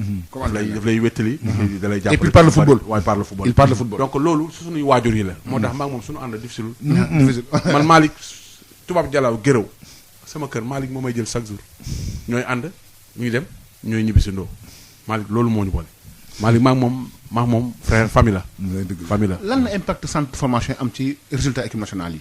waaw mais xanaa centre de formation yi avantage bi ñu am ak seen cadre de travail yi. parce que centre géro yeeg ay centre géro yeeg ak tubaab jalaaw. mais loolu mooy réussite bi. waaw mooy réussite parce que tey boo amee cadre bu baax nga mun tëju pendant des mois. mun def préparation. mais loolu boo ko amee amuñu ko woon ñun suñuy jamono. père lu muy wax. da nga daan am 2 jours de sélection dans la semaine 2 jours nga daan am wala 3 jours. nga ñibbi sa kër. da nga daan ñëw mercredi jeudi vendredi nga ñibbi wala nga ñëw mardi mercredi jeudi nga ñibbi après nga ñëwaat encore mardi mercredi jeudi mais tey booy dañu fay nekk pendant 4 mois.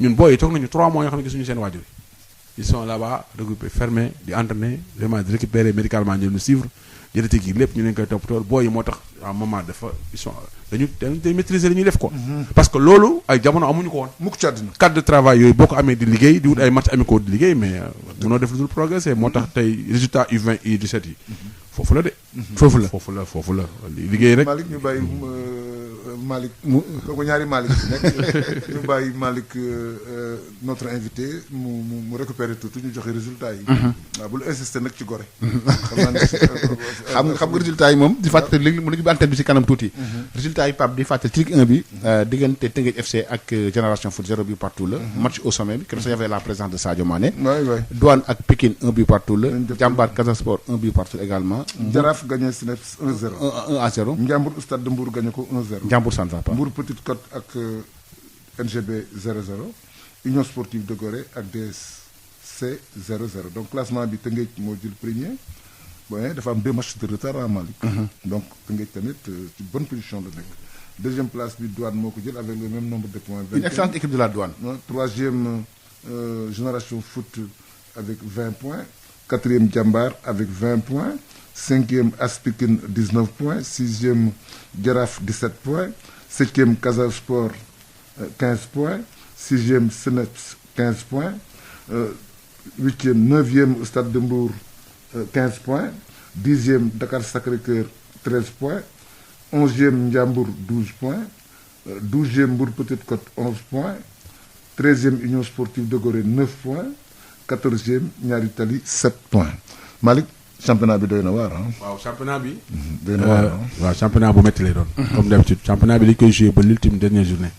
parce que bu ñu ko xoolee nivellement des valeurs la. équipe yi ñoo yem doole. waaw boo xoolee semaine bii rek classement yi dafa bëri match nul. dëgg la de.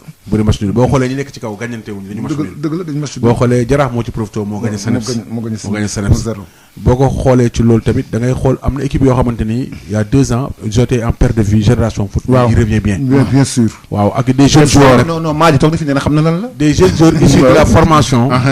avec un bon entraîneur aussi. Djibi il est en train de faire du bon boulot. boo xoolee match bi keroog sur le plan tactique. il a fait même aussi un match de haut niveau. même sur le plan du jeu ba mu récupérer ballon bi am na qualité de jeu propre boo xam ne mu ngi si ñoom. da nga xam ne lii centre la dañ leen ko jàngal. donc loolu c'est important. c'est important parce que c'était un bon match quand même. qu'on a vu waaw li mu wax aussi sama équipe bi rek moom xaw a metti Gorée. mais je pense que comme ni ko père waxee xam naa ni bon am nañu entraîneur bu bees. xam naa ni waaw dina. def le tout son possible bu baax entraîneur bu baax la. j'ai eu à travailler 6 mois avec moom mu nekk sama adjoint d'ailleurs sax moom du foofu rek du bu Jaraaf parce que nekkoon nag man au port. en 2011 2012 man naa ko récupérer indi ko port mu nekk si man. donc foofu nekkoon na au port ci man en 2011 2012 jël naa ko mu ñëw port ci man. ba pare entraîné na Guédiawaye. entraîné na Guédiawaye Soudabo. entraîné adjoint Soudabo adjoint Malick Diop. Malick Diop. au port aussi nekk na waaw. donc il a de l'expérience. am na expérience c'est un bon entraîneur waaw c'est un bon entraîneur. Malick ñu dem ci deuxième ci Ligue 2 bi foofu tamit Jamono Fatick Demba Diop daf ko gagné 1-0 Port gagné EJ Fatick 2-1 Thiès Football Club gagné Africa Promo 3-0 Guédiawaye Football Club gagné Linguère, c'est la première défaite de la Linguère depuis le début du championnat. 2-0. Sonacos gagné Amitié Football Club 2-1.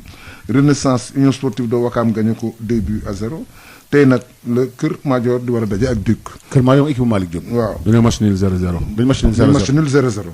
donc Linguère moo jiitu 27 points la am malgré sa défaite. Guédiawaye Football Club jël deuxième place bi am 21 points. Demba Diop troisième avec moom tamit 21 points. US Wakam jël 4e place bi am 20 points.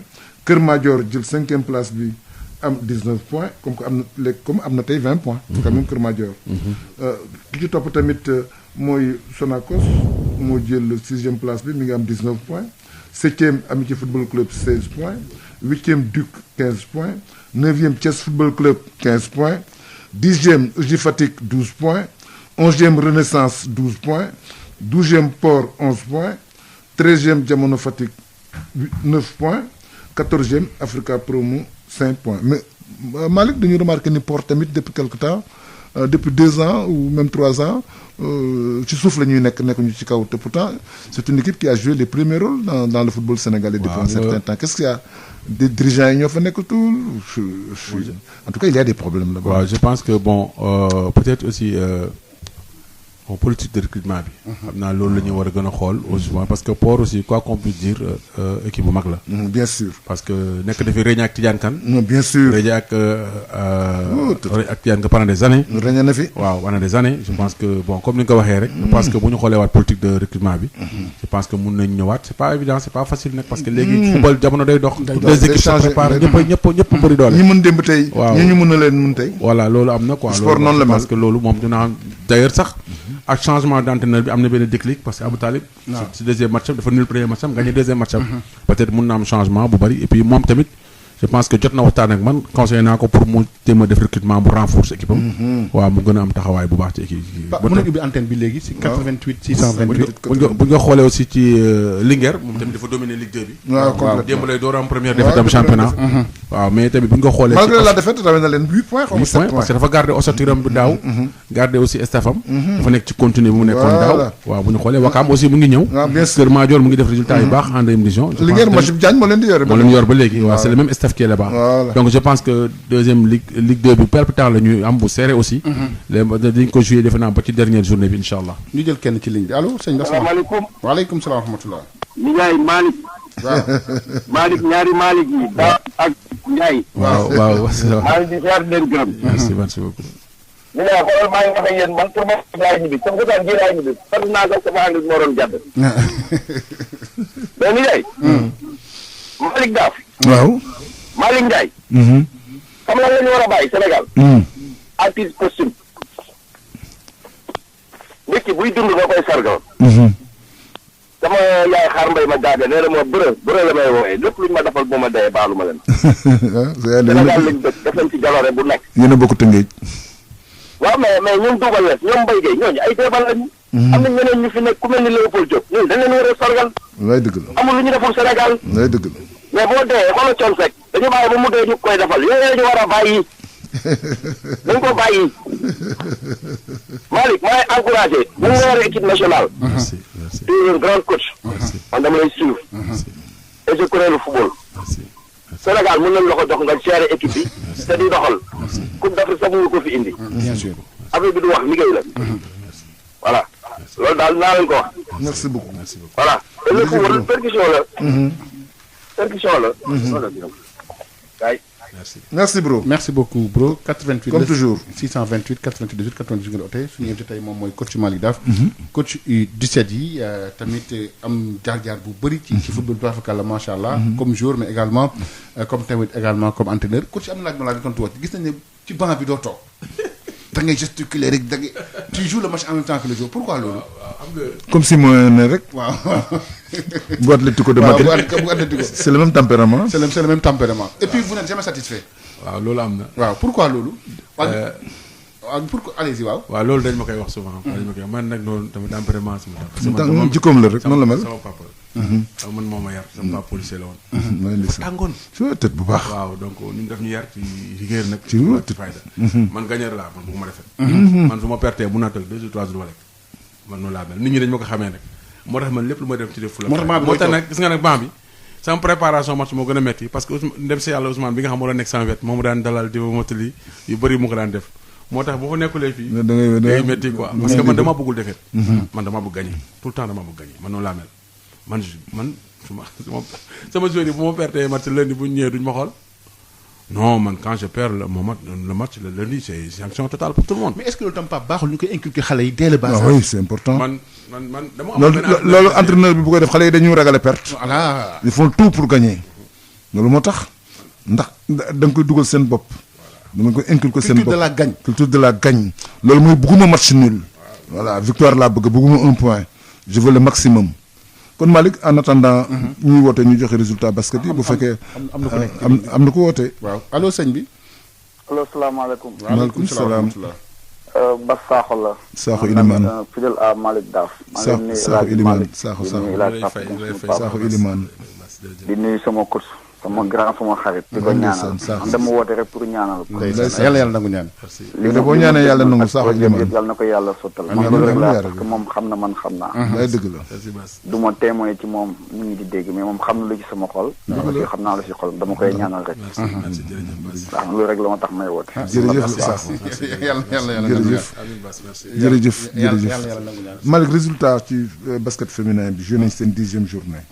Bopp CEMT daf ko gagné 58-53 Saint-Louis Basket Club gagné Debaloc 68-55 Ville de Dakar gagné Mbour Basket Club 95-20 GA Duc gagné ko 66-63 UCAD gagné Université Gaston Berger Université Gaston Berger moo gagné UCAD 52-43 Jaraaf gagné ASFO 57-54 ci góor ñi tamit joué nañu seen 10e journée foofu tamit GA dafa gagné Louga Basket Club 80-55 Douane gagné ICG Sport 104-47 ISO gagné Mermoz 71-65 ASFA gagné Sibac 74-69 Université Gaston Berger Ville de Dakar gagné ko 75-64 Saltigué gagné Bopp 65-53 Saint-Louis Basket Club gagné Rail 88-76 ASC Thiès Duc gagné ko 62-37 loolu mooy résultat yi am ci góor ñi Douane moo jiitu Ouakam moo jël 2e place bi Louga Basket Club mooy 3e ci jigéen ñi tamit Saint-Louis Basket Club moo jiitu Ville de Dakar topp ci ICG Sport topp ci yooyu mooy résultat 10e journée bi féminin et masculin. Voilà ñu ñëw am nañ keneen ci ligne bi allo sëñ bi allo. allo oui j'écoute man kay may xaar xam naa am na ku nekk ci en ligne. non fu mu nekk yaa nekk en ligne. ñu ngi lay déglu waaw. waaw ñu ngi lay déglu. yaa li ancien goal man maa ngi daax tey fu mu génn dafa sama yaram dafa daw. lu tax. Ousmane Sy bi mu tudd. lan ndeysaan.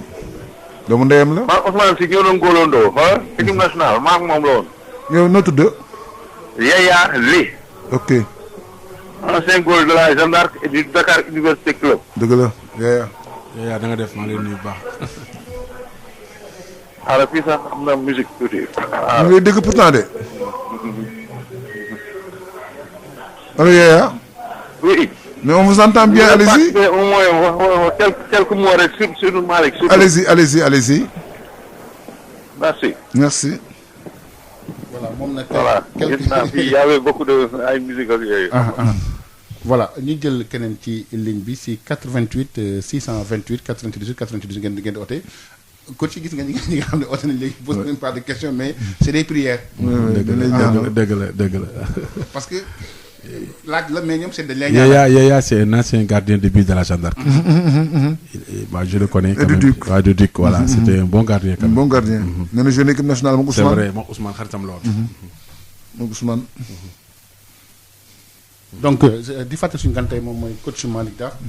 coach U17 88 628 98 98 ngeen ootee 88 la 628 98 98 ngeen ootee alors coach yi ñëw nañ ci ndax nekk xale yomb na. parce que gis nañ ne xale yi non seulement ci wàllu respect tactique yeeg disposition naka lay xale yi expliquer la bañ comprendre ko dafa am pédagogie yi ak yow sa rigueur xale yi ndax dañu la ñeme. waaw xam nga yor xale ak yor mag du benn. waaw du benn waaw. xale boo leen yore aussi bu ñu la ragalee trop li nga bëgg duñ ko mën a def. waaw moo tax pédagogie bi c'est très normal. parce que ay xale boo leen jàngal. mais yoo xam comme da nga xaw a tàng moo tax. waaw mais xale yi. quand même dañuy dem xam nañu seen papa la. waaw. parce que nit bu la tànnee ci 14 millions de Sénégalais. tànn la ci boppam. jël la taf la ci xolam def la doomam di la tàngat di la jàngal di la yokk di la def ci yow. kooku je pense que amel nga ko lu bari. et xale yi ils ont très bien compris ça et puis kiy faral ak yow bàyyi léppam yeewu suba teel def ci yow xam-xam di la yokk kooku mun na moo tax xale yi bu comprendre très bien xam nañu li ma bëgg ak li may xaar si ñoom moo tax man sama liggéey ak xale yi jafewul.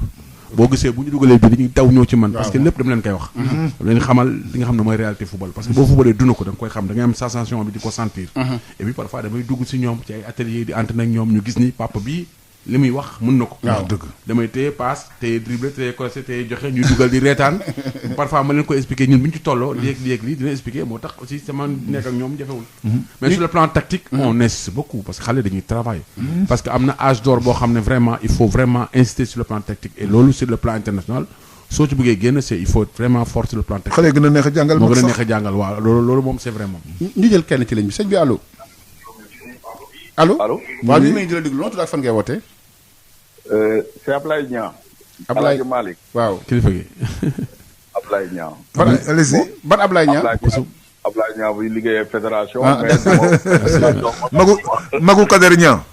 moom la waaw Magu Maître Kader Niang. voilà ñu ngi déglu ma ngi nuyu Kader bu baax au passage la fay baax. ñu ngi lay nuyu Alaaji Papa Dieng sunu mag ñu ngi lay nuyu di la sant. ñu lay dëgg la Alaaji Malick. ñu lay dëgg la merci. nuyu le grand coach sama rakk boobu toog. ñu lay dëgg la merci sa rakk la merci grand frère.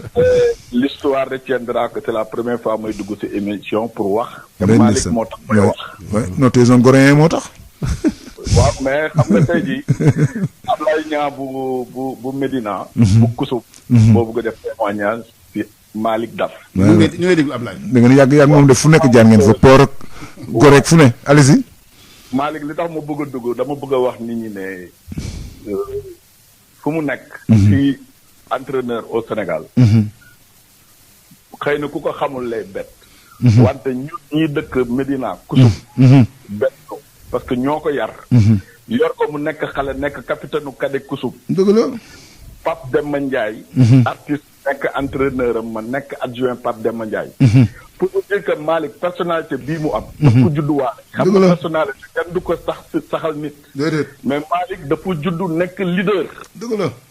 nekk ci koñ ba xale yu mu daan àndal yépp Malick moo leen di jiite lu mu wax lu mu joxoñ loolu la ñuy def. bu ñëw Kader Kusum nekk capitaine. jiite équipe bi. donc li nga xam ne ki ne daf ko nekk tey ñun jomb ko bettunu parce que il est né leader. looloo tax ma ne woon tey jii il faut mu dugg ci émission bi témoigner leen loolu te yow Papa Dieng. yow yaay sunu mag biir Médina. Malick sa doom la sa kanam la juddoo. dara dëgg la ci moom. day dëgg la man ak moom nu bokk ri 1. day dëgg la.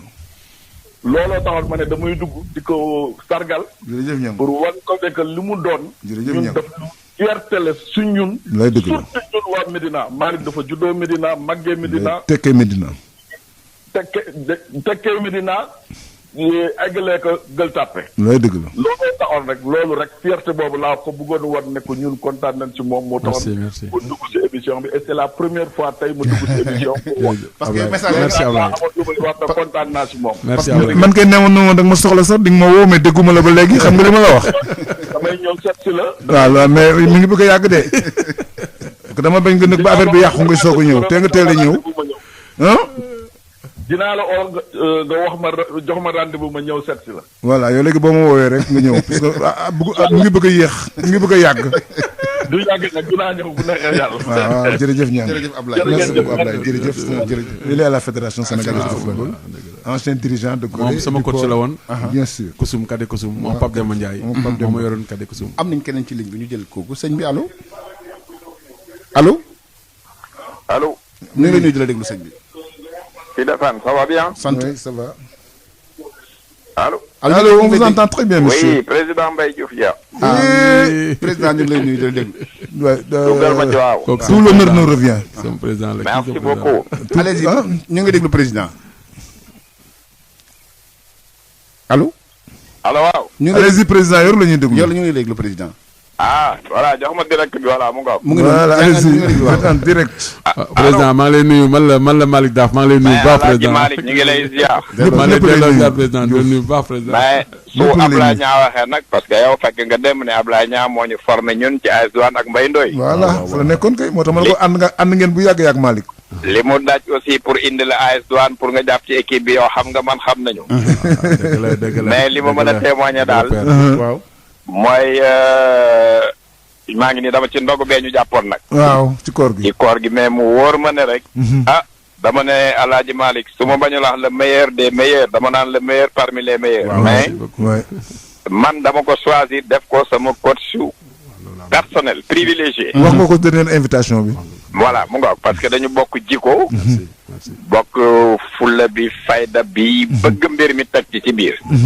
benn waaye damay tooñ na ma li ma jaaxal ci équipe nationale gagné guñu coupe d'Afrique ma ne yaakaar bi ma am ci coupe d'Afrique bii ci UCAD yi moo tax dama mujj julli ñaar rakk sant yàlla bi ñu demul woon coupe d'Afrique parce que xel kenn di jiitu yàlla ci sabab mais xamoon naa ne bu U17 yeggoon insha allahu rabbi Sénégal dina sam coupe d'Afrique bi li ci laxasu nag dinañ ci waxtaan ndax mag alaaji baax waay li ci nekk doyen Papa Diagne xam na li ci nekk mais ma leen di firndeel daal di ko firndeel Sénégal yëpp parce que seen émission bi fépp lay dem ku bëgg réewam ku bëgg ay nitam ku am fulaam ku amul benn parti pris ci benn équipe ci boppam voilà donc loolu daal vraiment il faut ngeen xam ne tey moom émission bi dafa naa maa ngi ciy doog damaa ñëw comme invité rek mais tey mënu ma ñàkk dugg parce que vous avez en face quelqu'un koo xam ne respect bi ma ko jox bëriwul ñu ma ko jox lool ndax dara manquéwul ñoom yàlla bu ko cat jiitu ci li ñu bëgg daal yàlla mottali ko ak jàmm insha allah rek muy fierté nationale muy fierté Sénégal gi yëpp jërëjëf jërë ngeen jëf jërëjëf yow tamit li nga bëgg jaay yaa ko xam yàlla na ko yàlla defal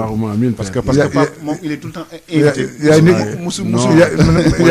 yaay nit ku baax yaa mën a seede lu baax yàlla fa yàlla bàyyi li nga yéene Sénégal yàlla na nga ko fekkee waaleykum salaam allo sëñ ñëwaat naa sànq amaat benn mais ñëwaat naa pour émission bi kay yow la kan Malick Daaf Yaya Ly ancien goal équipe nationale waaw ñu ngi père Ousmane Sy waaw dëgg la yaa xam naa ça va oui ça va alhamdulilah merci ça fait plaisir ay ziar xoolal Malick Daaf dama koy njëkk a ziar ba pare moom ko sama rakk la dëgg la loolu am na parce que magam ñoo bokkoon lycée va Mamadou Saliou Daaf mi woon ñoo bokkoon lycée va football rek lay def dëgg la maa doon góol seen góol dëgg la mais kontaan naa daal man franchement mais Ousmane Sy bu mu tudd surtout ak rapprochement bi mu am ci moom dëgg la merci mu ma gën a touché merci Ousmane sama gaañ loon wallahi taala pour noonu la jël ana ko yàlla xaaraa jël aw ma sax lu may wax lu bëri non dama bëggoon dugg ci émission bi parce que li ngay déglu dafa ma neex ba nga xam ne il faut mu intervenir vraiment merci beaucoup yow itam nga baal ñu ak donc lay gërëm bu baax waay Pape 88 la 628 98 88 ngeen ote suñu gan tey mooy coach Malick Daaf nekk coach U17 am nañ keneen ci ligne bi allo waaw ñu ngi lay déglu sëñ bi allo ñu ngi lay déglu très bien monsieur waaw bonsoir émission bi su ma ci duggul rek def erreur bu rëy rëy. kooku kan la coach. waaw parce que Malick Daaf. waaw sama rakk la. sama lépp la. day dëgg la. man ak Malick Daaf dañu bokk ay moments yu gën a rëy ci football sénégalais. parce que ba ñuy dem ba demi-finale coupe du monde. man ak Malick Daaf noo ànd. donc sama rakk la sama lépp la. wallaay dëgg ndax man mënoon naa toog bu bare nit yu bare dañ daan ñëw di naan Koto woy Koto du jug ci banc bi day toog bàyyi Malick Daaf kër kër. c'est parce que on était très complices dans le travail. loolu mooy grandeur sax.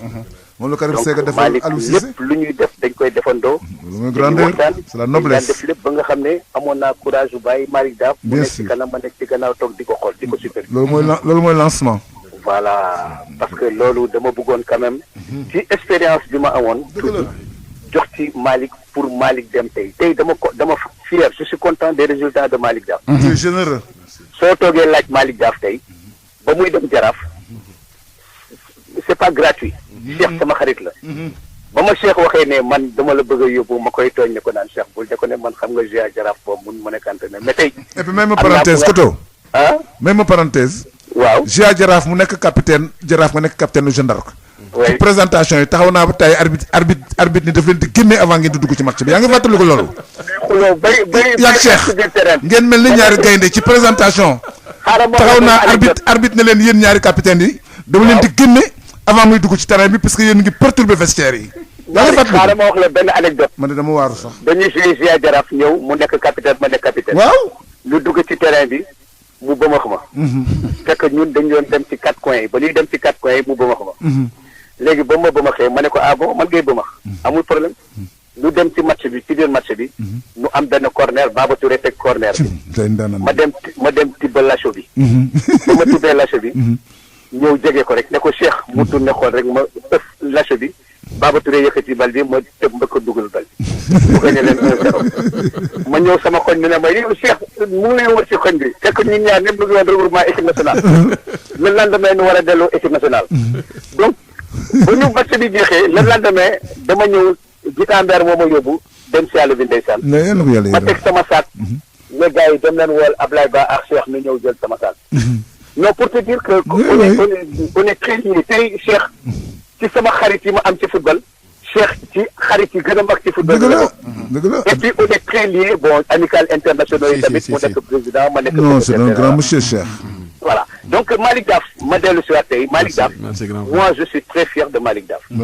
et dama koy ñaanal yàlla rek yàlla gën ko may doole mu gën a avancé. Cheikh toujours moo ko Malick Daf toujours moo ko ne ko sa papa sama supporter la woon. papaam daf ma bëggoon dama ko daan fekk commissariat central. Malick xamuloon sax loolu. man maa ko mujjee nettali benn période. voilà donc vraiment aujourd'hui vous avez un grand homme. mais Koto Mbaye Diouf Dia. mais Koto waaw. mais yow kañ nga ñu waxoon nga ma sa parole. mais non dinaa ñëw de. yow damay ñëw Malick. waaw d'accord mais man wii ma fi Koto. yow xam nga li ma la wax booy ñëw bul fàtte li nga waroon andil. amul benn problème. sûrement ba non mais kooku moom. mais léegi mu mat 10 ans de ba nga yore équipe nationale ba léegi mat na 10 ans. moo tax ñëwaguma ba tey. merci beaucoup.